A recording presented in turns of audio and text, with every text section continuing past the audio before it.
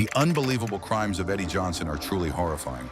His struggles with cocaine addiction and manic depression led him down a troubling path of crime and personal loss. What could have been a story of greatness ultimately ended in tragedy. Locked up, far from the future he once envisioned. It all started quietly. During his college days at Auburn, Johnson first began using cocaine. The first public sign of trouble came in 1979 when he passed out during a celebration at school. Even then, Johnson rejected the idea that drugs played a role in his struggles. The whole idea of me abusing drugs is outlandish, he insisted. However, as the events that followed unfolded, it became clear that the situation was far more complicated and much more heartbreaking than he had initially admitted. The summer of 1980 was when things started to spiral. Johnson found himself in the middle of a terrifying incident, jumping off a second-story apartment balcony while bullets flew past him. Police suspected the incident was connected to a drug-related dispute, but fortunately, Johnson came out of it unharmed. Just weeks later, he found himself in more trouble when he was arrested for cocaine possession while driving a rental car in Atlanta. Although the charges were eventually dropped due to a technicality, it was becoming increasingly clear that something was seriously wrong. He checked himself into a psychiatric facility in Georgia, where doctors diagnosed him with manic depression. He was prescribed lithium, but he didn't stick with the medication. During the 1980-81 NBA season, Johnson made the decision to stop taking his medication altogether without informing the Hawks. He believed he no longer needed it and felt that it was slowing him down on the court. In his mind, stopping the medication would help him play better and feel more energized. Things only got worse. By the summer of 1981, his behavior had become so erratic that the Hawks front office grew deeply concerned. They convinced him to go back to the hospital, and by the time training camp came around that fall, Johnson showed up straight from treatment, but something still wasn't right. Johnson's behavior started to change during practice.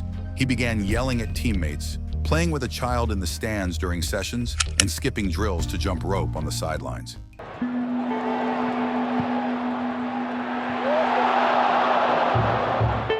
You know, sometimes in life you gotta experience the down times when things aren't going well, having to fail and rise again. His actions became increasingly erratic, and the Hawks had no choice but to intervene. They reached out to his psychiatrist, who agreed that Johnson needed professional help and signed off on having him committed. One day before practice, police took him into custody and brought him to Grady Memorial Hospital for evaluation and care. The Hawks eventually lifted his suspension in November 1981, but by then, the damage had been done. Johnson's career never recovered, and worse, neither did his life. What followed was a slow and painful decline. After his basketball career ended, Johnson's struggles with the law became a regular part of his life. He was arrested multiple times for offenses like burglary, assault, resisting arrest, and drug possession. His time in and out of Florida's prison system seemed endless, and he had a hard time finding any sense of peace or stability.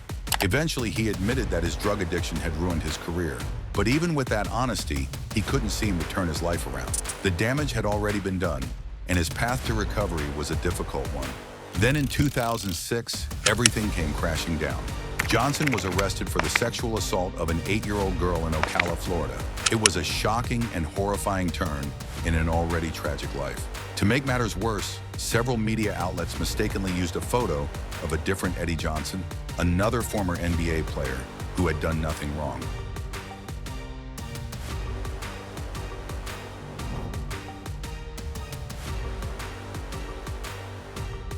This mix-up caused significant harm to the innocent man's reputation, while the real Eddie Johnson sat behind bars, waiting for the legal process to unfold.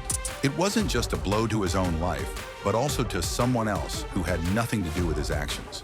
In 2008, Johnson was convicted on multiple charges related to an assault. He denied the accusations, but the court found him guilty and sentenced him to life in prison without the possibility of parole. He spent his final years locked away at Santa Rosa Correctional Institution in Florida. Despite occasional attempts to turn things around, his past caught up with him, and he was never able to escape the consequences of his actions. He died in prison on October 26, 2020, at the age of 65. The cause of death was never made public, and just like that, a life that had started with early success incredible talent and great potential came to a tragic and heartbreaking end. If we look at Johnson's career, which although brief, showcased his undeniable skills, it's clear that he had the potential to be something special in the NBA. Selected by the Atlanta Hawks as the 49th overall pick in the 1977 NBA draft, Johnson quickly made a name for himself. As a rookie, he averaged 10.5 points per game and helped the Hawks return to the playoffs after a 4-year absence. This was the beginning of what appeared to be a successful career, and Johnson showed he could compete at the highest level of the game. By the 1978-79 season, Johnson was a starter, and he made his presence felt. The Hawks advanced as far as they ever would during his time with the team, losing to the Washington Bullets in the conference semifinals. Still, it was a sign of things to come. Over the next 4 seasons, Johnson remained a consistent starter, averaging at least 16 points per game each season. His scoring ability and versatility on the court made him a key player for Atlanta. Johnson's popularity among fans was evident when he was voted into the 1980 NBA All-Star Game, where he had an impressive performance, scoring 22 points on 11 of 16 shooting. He returned the following year for another All-Star appearance, this time scoring 16 points on 7 of 12 shooting.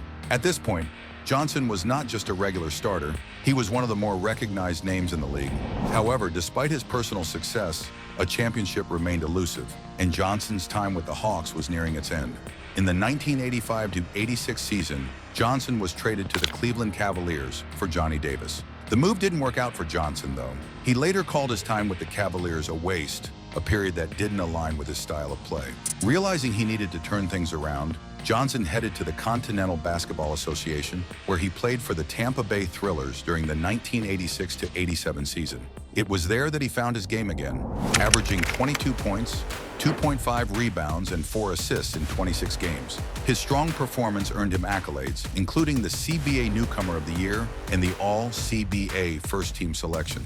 Johnson's success in the CBA led to another opportunity in the NBA, this time with the Seattle Supersonics. The team needed an experienced guard, and Johnson was brought in for the remainder of the 1986-87 season. Despite concerns over his previous behavior, Johnson had a chance to prove himself once more. But his off-the-court struggles, which had plagued him throughout his career, caught up with him. After several suspensions and rehab attempts, he was suspended again in 1987, and this suspension marked the end of his NBA career. By the time his career ended, Johnson had played 675 NBA games, averaging 15.1 points per game. Though his career was far from the length and success many expected, his time in the NBA proved that he had the talent to make a lasting impact.